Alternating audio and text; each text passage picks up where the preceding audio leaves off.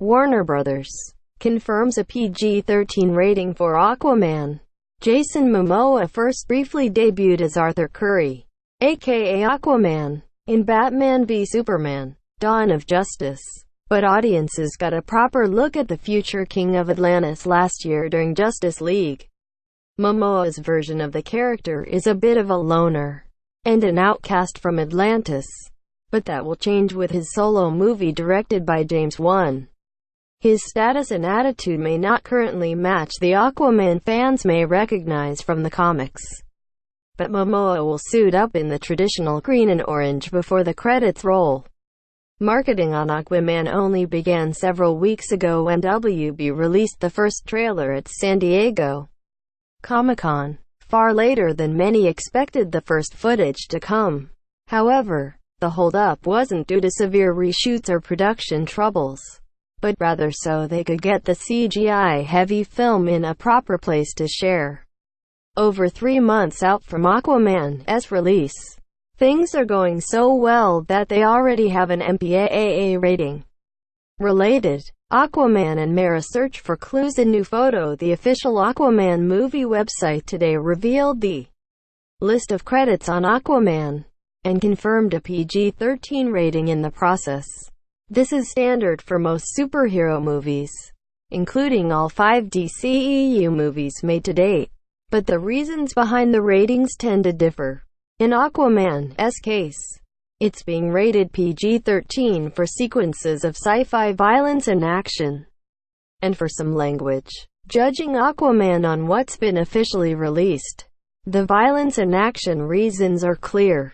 The first trailer ends with a massive underwater battle that looks to be one of the film's major action set pieces, with a war waging underwater between the 7 kingdoms.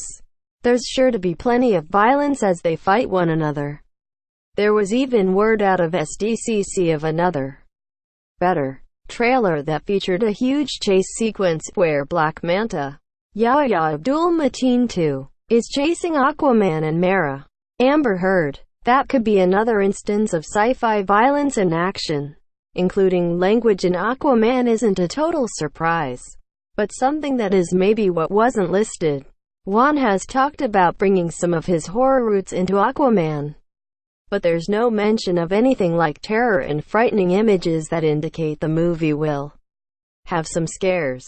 Whether or not images that fit these descriptions were ever included is unknown though. Instead of pushing the boundaries of PG-13, the reasons behind this rating only further support the early comparisons to MCU Phase 1.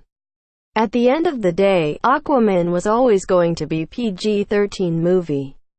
WB and DC will venture into dark material with Joaquin Phoenix's Joker, which is reportedly targeting an R rating.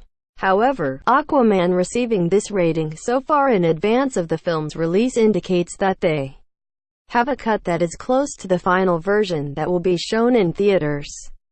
If that's the case, then perfecting the CGI and doing other post-production steps may be the only phase Aquaman still needs to go through before it hits theaters. And if everything is going well, or they're even ahead of schedule, maybe WB will move Aquaman up a few weeks to avoid an ultra-competitive opening slot. Source: Warner Brothers. Tags: Aquaman.